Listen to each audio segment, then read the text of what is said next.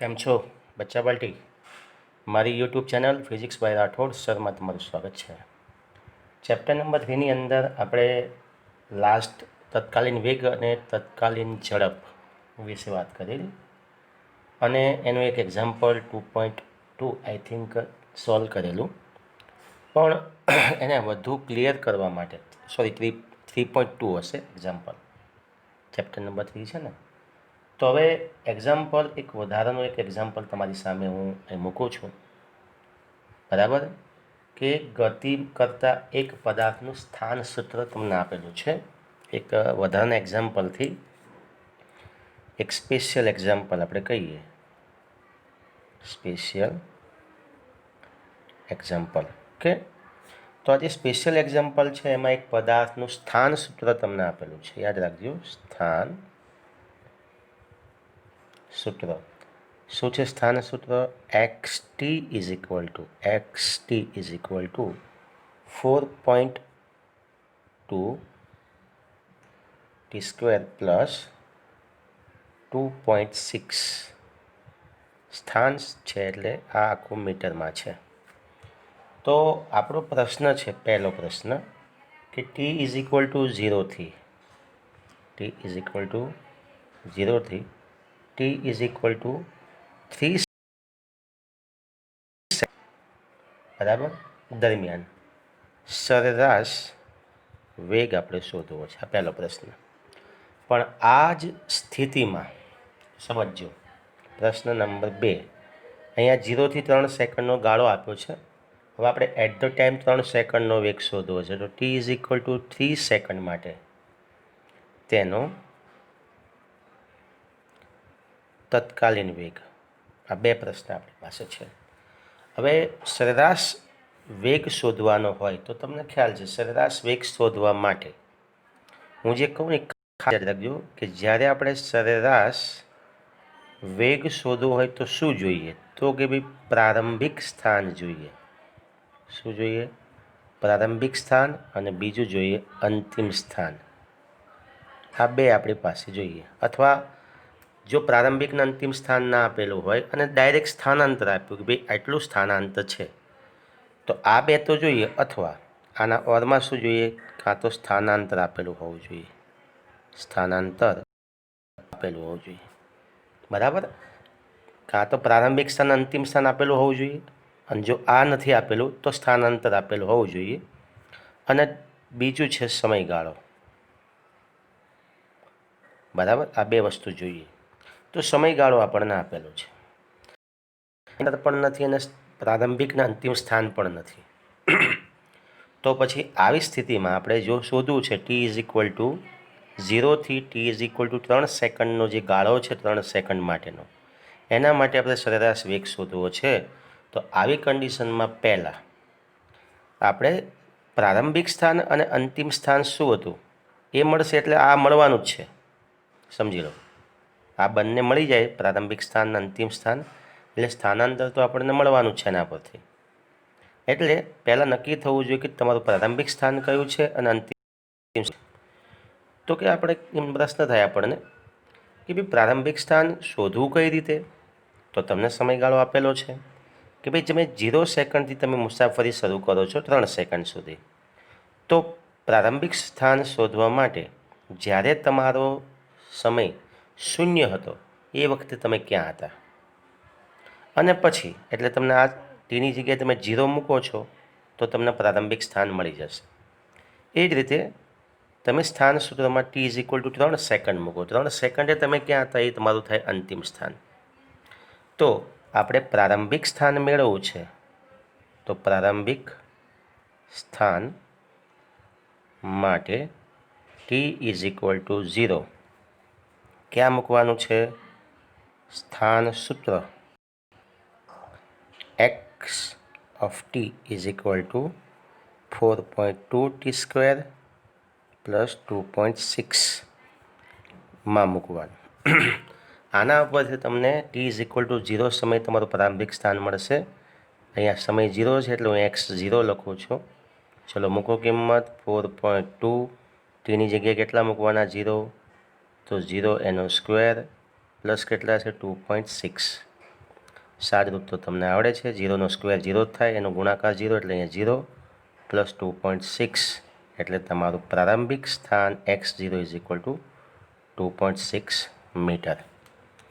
Okay, આ થઈ ગયું તમારું પ્રારંભિક સ્થાન તમને મળી ગયું. સ્થાન સૂત્રનો જ ઉપયોગ કરવાનો છે આપણે. ચલો હવે અંતિમ સ્થાન શોધવું છે આપણે. તો અંતિમ સ્થાન માટે t ઇઝ ઇક્વલ ટુ અંતિમ સ્થાન શોધવું તમારો છેલ્લો સમય કેટલો 3 સેકન્ડ. તો 3 સેકન્ડે તમે ક્યાં હતા? તો t ઇઝ ઇક્વલ ટુ 3 આપણે ક્યાં મૂકવાનું? સ્થાન સૂત્રમાં મૂકતા. સ્થાન સૂત્ર કયું છે તો તમને ખ્યાલ છે, આપેલું છે xt is equal to 4.2 t² plus 2.6. ચલો મૂકી દો. 3 સેકન્ડ માટે છે એટલે લખું x3 is equal to 4.2 t કેટલા મૂકવાના છે? 3, એનો શું છે? Square plus 2.6. ઓકે, તમે આનું સાદુરૂપ આપશો એટલે તમને કિંમત મળશે 3નો સ્ક્વેર એટલે 3 તરી 9, 9નો ગુણાકાર 4.2 સાથે, બરાબર. 9નો ગુણાકાર 4.2 સાથે કરો તો 9 ચોક 36 અને એમાં 2.6 ઉમેરવાનું છે એટલે આઈ થિંક તમને મળશે અહીંયા 4.2 તો છે, એનો ગુણાકાર 9 સાથે પ્લસ 2.6. આનો ગુણાકાર કરશો ને સરવાળો આપશો એટલે તમને લગભગ 40.4 મીટર મળશે. મતલબ x3 ઇઝ ઇક્વલ. ચલો મળી ગયા પ્રારંભિક સ્થાન અને અંતિમ સ્થાન. તો સરેરાશ વેગ શોધવાનું સૂત્ર આપણને યાદ જ છે. ચલો આ પ્રશ્ન નંબર 1 ચાલી રહ્યો છે આપણો, સમજી ગયા? અહીંયા લખેલું છે. ચલો તો અહીં લખી શકો તમે કે સરેરાશ વેગ v bar is equal two અંતિમ સ્થાન માઇનસ પ્રારંભિક સ્થાન, છેદમાં શું આવશે તો કે સમય ગાળો.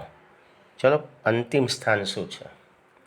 તો અંતિમ સ્થાન કેટલા આપ્યા છે તમને? તો અંતિમ સ્થાન છે તમારું x3 માઇનસ x0 અને સમયગાળો શોધવો હોય તો t3 માઇનસ t0. ચલો કિંમત મૂકી દો. x3 કેટલા છે તો કે 40.4 માઇનસ x0 કેટલા છે 2.6. બાદ બાકી કરશો એટલે 14માંથી 6 જાય તો 8, પછી અહીંયા તમને મળશે 9માંથી 7 2 જાય તો 7 અને બરાબર અને અહીંયા 3 એટલે 37.8 તમને મળશે બાદ બાકી. ચલો સમયગાળો નીચે આપણે લખવાનો રહી ગયો છે અહીંયા 3 માઇનસ 0. t3 બરાબર કેટલા? 3 સેકન્ડ. t0 કેટલા છે તો કે 0. નીચે કેટલા આવશે? 3. ભાગાકાર કરશો તો 3 એકા 3, 3 દુ 3 છંગ 18 એટલે 12.6 મીટર પ્રતિ સેકન્ડ. તો આ તમને સરેરાશ વેગ મળી ગયો 0થી 3 સેકન્ડના ગાળા માટે. આ પહેલા પ્રશ્નનો આન્સર આપણી પાસે છે. બીજો પ્રશ્ન આપણને પૂછ્યો છે આની સાથે કે તમારે શોધવાનું છે t is equal to 3 second at the time. બીજો પ્રશ્ન છે કે t is equal to 3 second ખરેખર તમારો વેગ શું હતો? ગાળામાં તો જોયું કે ભાઈ 0થી 3 સેકન્ડના ગાળામાં તમારો વેગ છે 12.6 મીટર પ્રતિ સેકન્ડ, પણ એટ ધ ટાઈમ 3 સેકન્ડે કેટલો હતો? તત્કાલીન વેગ. તો તત્કાલીન વેગ શોધવા માટે તમે જોયું કે જે સ્થાન સૂત્ર આપેલું છે એનું સમયની સાપેક્ષમાં વિકલન કરવું પડે. હું ફરી વિકલન ફોર્મ લખી નાખું છું કે જ્યારે તમારે વિકલન કરવાનું હોય તો આ ફોર્મનો ઉપયોગ કરવાનો. વિકલન કઈ રીતે થશે? તો ડી બાય અહીંયા આવશે x⁴n બાય dt. અહીંયા આપણે સાપેક્ષમાં વિકલન કરીએ છીએ, બરાબર. સ્થાન જે x છે એનું સમયની સાપેક્ષમાં વિકલન સ્થાન સૂત્રનો. તો અહીંયા આવશે ઘાતાંક ક્યાં આવશે? આગળ, અને xn-1 મતલબ કે ઘાતાંક આગળ આવી જશે અને ઘાતાંકમાંથી એક શું કરવાનો? બાદ. આ વિકલનનો ઉપયોગ આપણે કરવાનો છે. ક્લિયર? ચલો આપણું સ્થાન સૂત્ર કયું છે? x of t is equal to 4.2 t² plus 2.6 metre. હવે આપણે શોધવાનું છે વેગ શોધવાનો છે 3 સેકન્ડ માટે તત્કાલીન વેગ કેટલો હશે? તો હવે તત્કાલીન વેગ શોધવો હોય તો પહેલાં તત્કાલીન વેગનું સૂત્ર મેળવવું પડે. આ સ્થાન સૂત્ર જેમ છે એમ આપણે તત્કાલીન વેગનું સૂત્ર, તો તત્કાલીન વેગનું સૂત્ર મેળવવા માટે તો તત્કાલીન વેગનું સૂત્ર મળ્યું હોય તો V of T is equal to, તો શું સૂત્ર છે એનું સમયની સાપેક્ષમાં વિકલન, મતલબ કે ડી એક્સ બાય ડીટી, એટલે અહીંયા ટી છે. Okay, D X by D T. ચલો કિંમત મૂકી દો. D by D T X T કેટલા છે તો એક્સ ઓફ ટી તમને આપેલા છે 4.2 ટી સ્ક્વેર પ્લસ 2.6. ચલો આ ફોર્મનો ઉપયોગ કરો. ઘાતાંક ક્યાં લઈ જવાની આગળ અને એક ઘાતાંકમાંથી એક બાદ કરવાનો. અહીંયા આપણું ટીની સાપેક્ષમાં વિકલન છે તે ટીની ઘાત 2 આગળ આવશે. હવે 4.2નો આજે 2 ઘાત આગળ લાવો છો તો સહગુણક સાથે ગુણાકાર થાય. 4.2નો 2 સાથે ગુણાકાર, તો ગુણાકાર કરશો એટલે 8.4 આવશે. 2 દુ 4 અને 2 ચોક 8. ચલો ટી આવશે. હવે ટીમાં 2 ઘાતમાંથી એક ઘાત બાદ કરી નાખો. આ દેખો ને n-1, તો n કેટલા છે 2, જે આપણે આગળ મૂકી દીધા. અને હવે એનમાંથી એક બાદ કરો એટલે એક જ રહેશે, તો એક ના લખો તો ચાલે. પ્લસ આ અચળ પદ, જો આમાં ટીનું કોઈ પદ નથી, જેની સાપેક્ષમાં વિકલન કરતા હોય એ ફોર્મ જ આ સહગુણક સાથે નથી આપ્યું, મતલબ કે આનું મૂલ્ય સમય આધારિત નથી, 2.6 ફિક્સ જ છે. તો પછી એનું વિકલન કેવું થાય? 0. તો તમને વેગનું સૂત્ર મળી ગયું, T V of T is equal to 8.4 T. આમાં તમે ટીની કિંમત મૂકતા જાઓ એટલે જુદા જુદા સમયે તમને વેગ મળે. આપણે તો T is equal to 3 second માટે તત્કાલીન વેગ. ચલો વેગ સૂત્ર છે V of T is equal to 8.48 છે, આ 844 ટી. ચલો ટી કેટલા લેવાના છે? 3, તો 8.4 કાઉન્સમાં આવશે 3, ગુણાકાર કરી નાખો. 3 ચોક 12નો બગડો વધી 1, 3 8 24 ને 1 25, તો 25.2 મીટર પ્રતિ સેકન્ડ. તો તમે જો તત્કાલીન વેગ અને સરેરાશ વેગ વચ્ચે બહુ મોટો તફાવત છે. સરેરાશ વેગ કેટલો મળ્યો તમને? અહીંયા મળે છે 12.6 મીટર પ્રતિ સેકન્ડ, મતલબ કે આપણે 0થી 3 સેકન્ડ માટેનો ગાળો લીધો છે. જ્યારે એટ ધ ટાઈમ જો તો હકીકતમાં તમારો વેગ 3 સેકન્ડ કેટલો હોય છે? 25.2. કારણ કે સરેરાશ વેગ અને તત્કાલીન વેગ માટે 3 સેકન્ડનો સમયગાળો લીધો, મતલબ કે સમયગાળો બહુ મોટો છે એટલે તફાવત મોટો છે. બરાબર, અહીંયા સરેરાશ વેગ આપણે 3 સેકન્ડના ગાળામાં શોધ્યું છે એટલે 3 સેકન્ડનો ગાળો બહુ મોટો કહેવાય. એટલે સરેરાશ વેગ અને તત્કાલીન વેગમાં તફાવત બહુ મોટો જોવા મળે છે. સમયગાળો જેમ જેમ ઘટાડતા જશો એમ તમારું જે વેગનું મૂલ્ય છે, સરેરાશ વેગનું મૂલ્ય સાચા મૂલ્યની નજીક આવતું જશે. ઓકે, ચલો આ થઈ ગયું એક વધારાનું એક્ઝામ્પલ, જેનાથી તમને ખ્યાલ આવે કે હકીકતમાં કઈ રીતે સરેરાશ વેગ અને તત્કાલીન વેગ શોધવાનો હોય છે. ક્લિયર? હવે આપણે એક અગત્યના ટોપિક તરફ જઈએ છીએ. તમે જોયું હશે કે વેગ એ વ્યવહારિક જીવનમાં વેગ સતત બદલાતો રહેતો હોય છે, મતલબ કે વેગમાં વધઘટ થાય છે.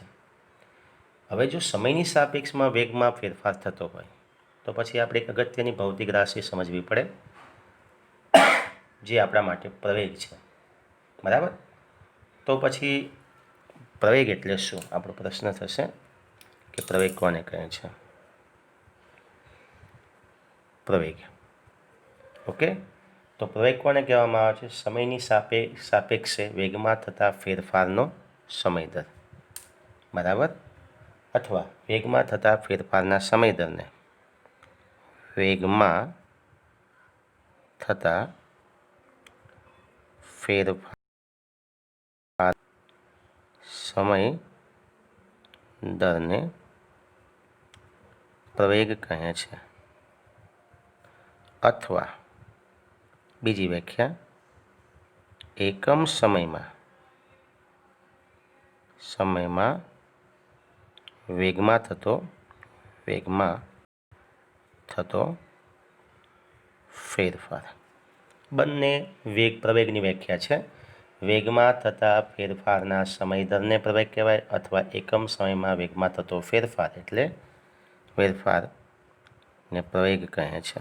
બરાબર, બંને એક જ વ્યાખ્યાઓ છે. પણ અહીંયા પણ આપણને જે મળશે સરેરાશ પ્રવેગ મળશે. હું જે ફરી બોલી જાઉં છું કે અહીંયા તમે જ્યારે શોધો છો તો અહીંયા પણ આપણને શું મળશે? સરેરાશ પ્રવેગ.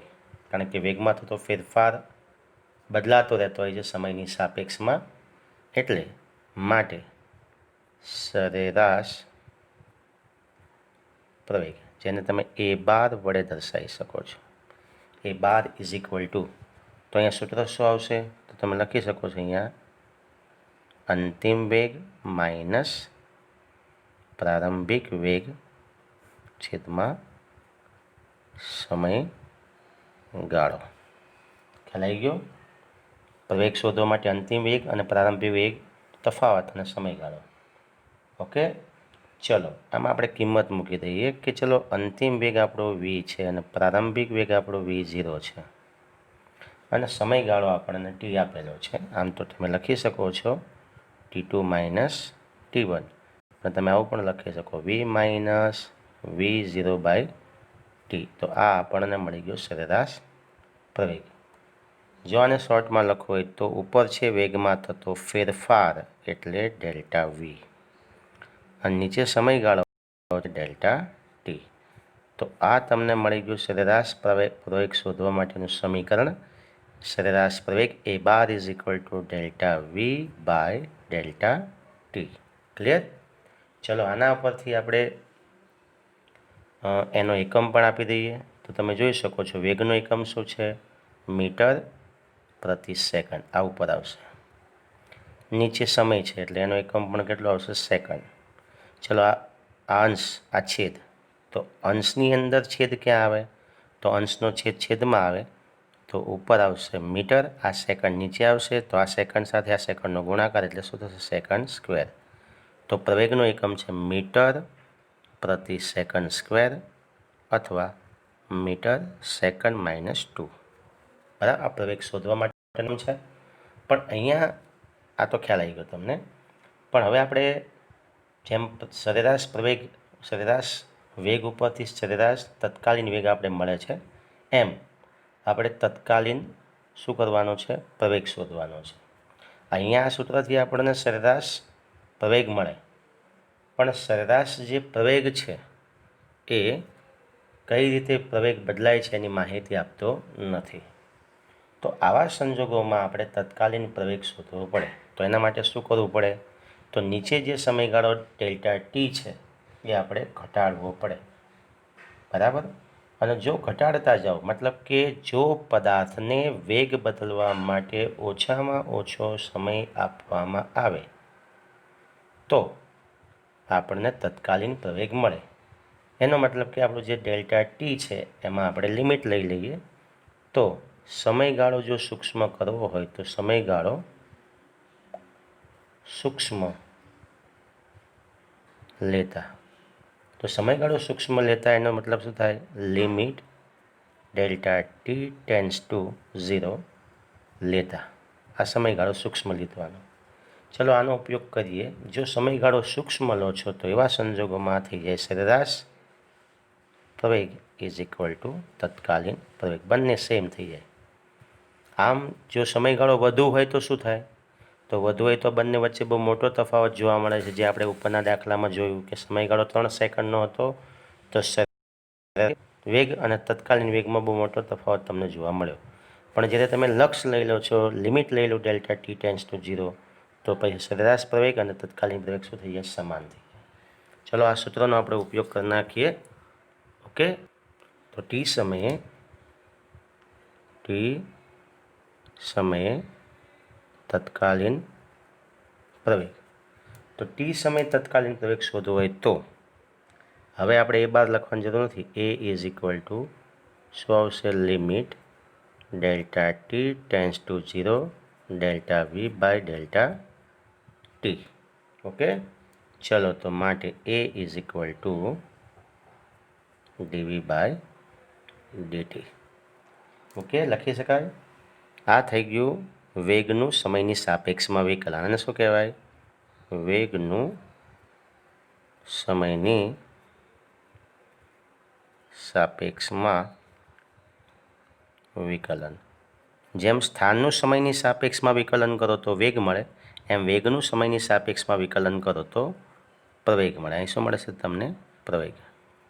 વેગનું સમયની સાપેક્ષમાં વિકલન પ્રવેગ આપે છે. ઓકે, પરંતુ આપણે જે આગળ વેગનું વિકલન જોયું તો તમને ખ્યાલ છે v ઇઝ ઇક્વલ ટુ તો શું છે? dx/dt છે કે નહીં? સ્થાનનું સમયની સાપેક્ષમાં વેગ. આ શું છે? સ્થાનનું સમયની સાપેક્ષમાં વિકલન. સ્થાનનું સમયની સાપેક્ષમાં વિકલન કરો તો આ પદ તમે ઉપરના પદમાં મૂકી શકો છો. a is equal two d/dt. ચલો, હવે વેગનું જે સૂત્ર d/dt તો આવી ગયા. વેગ બરાબર કેટલા છે અહીંયા? તો dx/dt. ચાલો, આને સંયુક્ત રૂપે આપણે લખવું હોય તો તમે લખી શકો છો d²x/dt². શું લખાય આને? d²x/dt². આને લખાય, આને લખવું હોય શું લખાય? જેમ વેગનું સમયની સાપેક્ષમાં એકવાર વિકલન કરો એટલે પ્રવેગ, સ્થાનનું સમયની સાપેક્ષમાં એકવાર વિકલન કરો એટલે અહીંયા તમને મળશે વેગ. પણ સ્થાનનું સમયની સાપેક્ષમાં 2 વાર વિકલન કરો, સ્થાનનું સમયની સાપેક્ષમાં 2 વાર વિકલન કરો તો શું મળે તમને? પ્રવેગ. મતલબ સ્થાનનું પહેલી વાર વિકલન કરો એટલે વેગ મળે, બરાબર? સ્થાનનું પહેલી વાર વિકલન કરો એટલે શું મળે? વેગ. પછી વેગનું વેગનું ફરી સમયની સાપેક્ષમાં 2 વાર વિકલન કરો તો સ્થાનનું પહેલી વાર વિકલન કરો એટલે વેગ, બીજી વાર વિકલન કરો એટલે પ્રવેગ. આમ સ્થાનનું સમયની સાપેક્ષમાં 2 વાર વિકલન કરો એટલે તમને પ્રવેગ મળે. ઓકે, તો આ થઈ ગયું તત્કાલીન પ્રવેગની વાત. હવે આપણે કેટલાક ઢાળની વાત કરીએ છીએ, કેટલાક વક્રની વાત આપણે કરીએ આ ચેપ્ટરમાં. ઓકે, આપણે આગળના લેક્ચરમાં જોયું કે વેગ એ ધન, ઋણ કે શૂન્ય હોઈ શકે છે. તો પ્રવેગ શું છે? વેગમાં થતા ફેરફારનો સમય દર. હવે જેમ વેગ સદિશ રાશિ છે એમ પ્રવેગ પણ સદિશ રાશિ છે. તો પ્રવેગની દિશા કઈ બાજુ? ચલો, પ્રવેગની દિશા. તો પ્રવેગની દિશા વેગના ફેરફારની દિશામાં, બંને એક જ દિશામાં હોય છે. તો જો વેગ ધન, ઋણ કે શૂન્ય હોય તો પ્રવેગ પણ ધન, ઋણ કે શૂન્ય હોઈ શકે છે. તો આપણને પ્રશ્ન થાય કે જેમ આપણે સ્થાન વિરુદ્ધ સમયના આલેખ લીધેલા, બરાબર? 3 કે 4 આલેખ હતા અને આલેખ પરથી તમે વેગ ધન હશે કે ઋણ કે શૂન્ય હશે એની માહિતી તમને મળતી હતી. તો અહીંયા પણ આપણે કેટલાક વક્રને ધ્યાનમાં લઈએ જેના ઉપરથી આપણને પ્રવેગની સંજ્ઞાનો ખ્યાલ આવશે, મૂલ્યનો ખ્યાલ નહીં આવે, બરાબર? કયા આલેખ પરથી? તો એક્સ વિરુદ્ધ ટી, જેને શું કહેવાય? સ્થાન વિરુદ્ધ સમયનો આલેખ. આ આલેખ પરથી આપણને શું માહિતી મળે? તો ભાઈ સ્થાન વિરુદ્ધના સમયના આલેખ પરથી જો આપણે પ્રવેગને શોધવો હોય અથવા પ્રવેગ વિશે માહિતી મેળવવી હોય તો અહીંયા પ્રવેગની માત્ર શું મળે છે આપણને? સંજ્ઞા મળે છે. સંજ્ઞા એટલે એ ધન હશે, શૂન્ય હશે કે ઋણ હશે, આ માહિતી આપણને મળશે. કોના ઉપરથી? સ્થાન વિરુદ્ધ સમયના આલેખ. તો હવે આપણને પ્રશ્ન થાય કે ભાઈ પ્રવેગ ધન ક્યારે હોય તો આલેખ કેવો હોય, ઋણ ક્યારે હોય તો આલેખ કેવો હોય, અને શૂન્ય હોય તો આલેખ કેવો હોય? ઓકે, તો એના માટે કીધું કે જો આલેખ ઉપર તરફ વક્ર હોય, મતલબ કે જે વક્ર છે ઉપર તરફ હોય, આલેખનો વક્ર જે છે એ વક્ર ઉપર તરફ હોય, ઉપર તરફ. ચલો આલેખ બતાવું છું તમને અહીંયા, નાનો આલેખ દોરીને, કે ધારો કે આ પ્રકારનો આલેખ હોય. કયો આલેખ છે? સ્થાન વિરુદ્ધ સમયનો આલેખ. ઓકે, આ રીતે. હવે જો આલેખ આ રીતે હોય, ઉપર તરફ વક્ર હોય, મતલબ કે ઉપરની તરફ અંતર્ગોળ હોય, તો આ સંજોગોમાં a ગ્રેટર દેન 0 એટલે તમને પ્રવેગ કેવો મળશે? ધન મળશે. ખ્યાલ ગયો? આ પ્રકારનો વક્ર હોય તો ધન. ચલો, આ પહેલી સ્થિતિ 1 નંબરની. જો આલેખનો વક્ર જે છે એ નીચે તરફ હોય, કઈ બાજુ? આલેખનો વક્ર આલેખ કઈ બાજુ હોય? નીચે તરફ. ચલો એનો આલેખ પણ જોઈ લઈએ આપણે કે કેવા પ્રકારનો હોય. આ રીતે. તો આ જે છે એમાં અહીંયા પ્રવેગ કેવો હોય છે? એ લેસ ધેન 0, મતલબ કે પ્રવેગ શું મળશે તમને? ઋણ મળશે. તો જો પ્રવેગ ધન હોય તો ઉપરની તરફ અંતર્ગોળ અથવા એનો વક્ર ઉપર તરફ હોય છે. જો પ્રવેગ શૂન્ય હોય તો સ્થાન વિરુદ્ધ સમયનો આલેખનો વક્ર નીચે તરફ હોય છે, તો પ્રવેગ કેવો હશે? શૂન્ય. અને ત્રીજી સ્થિતિ છે, આ બીજી સ્થિતિમાં જો આ રીતે આલેખ હોય, સુરેખ હોય આલેખ. કેવો આલેખ હોય? સુરેખ. કયો આલેખ છે આ? સ્થાન વિરુદ્ધ સમયનો આલેખ. બરાબર. સુરેખ આલેખ ક્યારે મળે? જો સમયના એક સરખા ગાળામાં એક સરખું અંતર કપાતું હોય તો આલેખ સુરેખ મળે. અને આવા આલેખ માટે વેગ કેવો હોય છે? અચળ. વેગ અચળ હોય તો અહીંયા a ઇઝ ઇક્વલ ટુ શું આવશે? 0. વેગ અચળ હોય મતલબ કે પ્રારંભિક વેગ અને અંતિમ વેગ સમાન છે, તો તમે સૂત્ર જુઓ પ્રવેગનું, a is equal to v minus v0. v અને v0 બંને સરખા છે. આ સૂત્ર છે ને આપણું, a is equal to v minus v0 by t. હવે જો v is equal two v0 હોય, આ બંને સરખા હોય અચળ પ્રવેગ માટે, તો શું થાય? ઉપર 0 આવશે તો પ્રવેગ કેવો મળે તમને? શૂન્ય. મતલબ કે જ્યારે આલેખ સુરેખા હોય ત્યારે પ્રવેગ કેવો હોય છે? શૂન્ય હોય છે. ક્લિયર? તો 3 સ્થિતિ થઈ ગઈ. સ્થાન વિરુદ્ધ સમયના આલેખ પરથી આપણે પ્રવેગની માત્ર સંજ્ઞા જાણી શકીએ છીએ. પણ હવે આપણે સંજ્ઞાની આપણે પ્રવેગનું મૂલ્ય જોઈએ છે, તો પછી સ્થાન વિરુદ્ધ સમયના આલેખ પરથી પ્રવેગનું મૂલ્ય આપણને મળતું નથી, માત્ર સંજ્ઞા વિશે જ માહિતી આપણને મળે છે. તો હવે આપણે એના માટે વેગ વિરુદ્ધ સમયના આલેખનો અભ્યાસ આપણે કરીએ. કયો આલેખ છે આપણી પાસે? વેગ વિરુદ્ધ સમયના આલેખો. આ રીતે વેગ વિરુદ્ધ સમયનો આલેખ. વેગ વિરુદ્ધ સમયનો આલેખ. ચલો, વેગ વિરુદ્ધ સમયનો આલેખમાં આપણે વાત કરીએ છીએ તો અહીંયા પણ 4 પ્રકારના આલેખ તમે જોઈ શકો છો. એમાં પહેલો આપણે આલેખની વાત કરીએ છીએ, આલેખ નંબર A. ચલો, ઓકે. ચલો, આકૃતિ એ જો અહીંયા તમને જુદા જુદા વેગ વિરુદ્ધ સમયના આલેખો આપ્યા છે. વેગ વિરુદ્ધ સમયનો આલેખ આકૃતિ એમાં તમે જુઓ તો તમે જોઈ શકો છો પ્રારંભિક વેગ v0 છે ને પછી સમયની સાથે વેગ સતત વધતો જાય છે. તો આ કન્ડિશનમાં અહીંયા તમે લખી શકો છો કે પ્રવેગ તમને કેવો મળશે? તો પ્રવેગ તમને ધન મળશે. બરાબર. આકૃતિ એ માટે પ્રવેગ કેવો છે? ધન. શા માટે? તો કે ધન દિશાની ગતિ છે. અને આકૃતિ એ માટે એમ બીજું પણ કહી શકાય કે ધન પ્રવેગ સાથે ધન દિશામાં ગતિ. ધન પ્રવેગ સાથે કઈ દિશામાં ગતિ? ધન દિશામાં ગતિ. ધન પ્રવેગ સાથે ધન દિશામાં ગતિ. તમે જુઓ સતત વેગ શું થાય છે? આમ વધતો જાય છે. સમય આમ વધે છે, વેગ આમ વધતો જાય છે. તો ધન પ્રવેગ સાથે ધન દિશાની ગતિ કહેવાય. એટલે પ્રવેગ તમને કેવો મળશે? આકૃતિ એ મુજબ વેગ વિરુદ્ધ સમયનો આલેખ છે, તમને ધન મળશે. હવે આકૃતિ બીમાં જુઓ તો અહીંયા વેગ સતત ઘટતો જાય છે. મતલબ કે પ્રારંભિક વેગ કરતાં અંતિમ વેગ શું છે? અહીંયા v0 ગ્રેટર દેન v છે. અહીંયા શું છે? v0 લેસ ધેન v છે. એટલે અહીંયા પ્રવેગ તમને ધન મળશે. ખ્યાલ સૂત્ર જે પ્રવેગનું સૂત્ર છે યાદ રાખજો, a is equal to v minus v0 by t.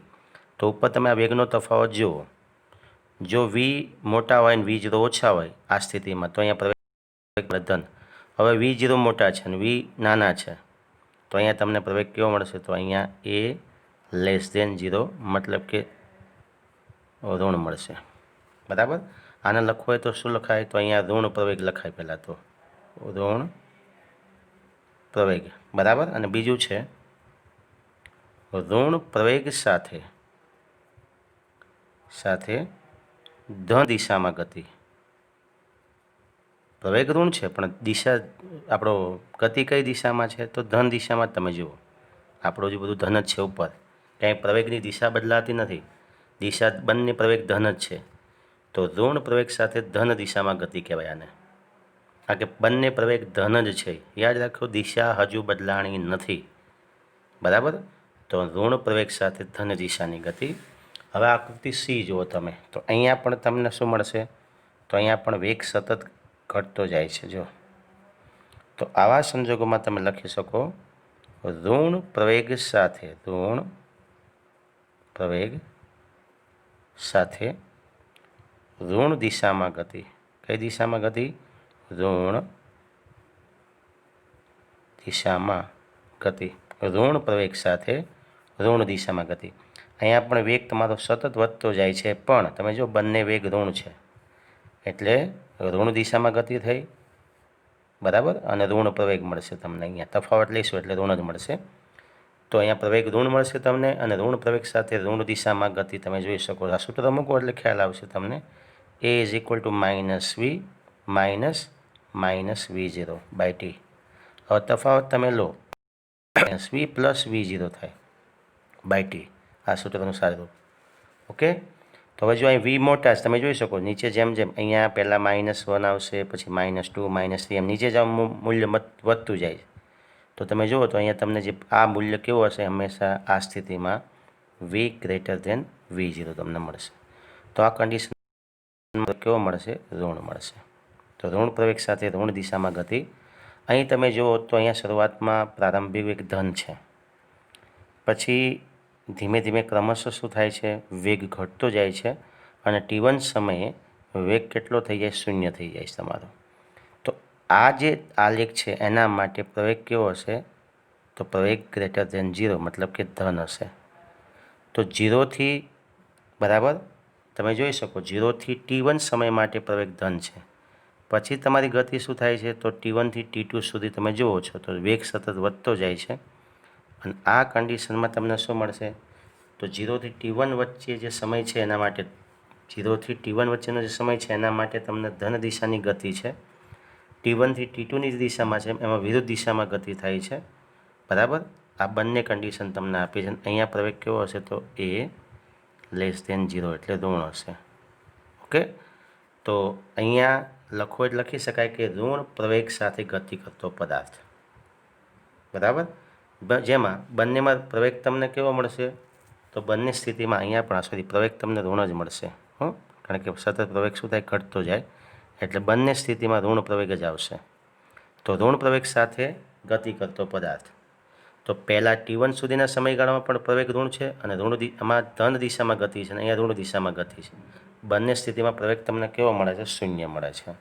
Okay, તો આને લખો એટલે લખી શકાય ઋણ પ્રવેગ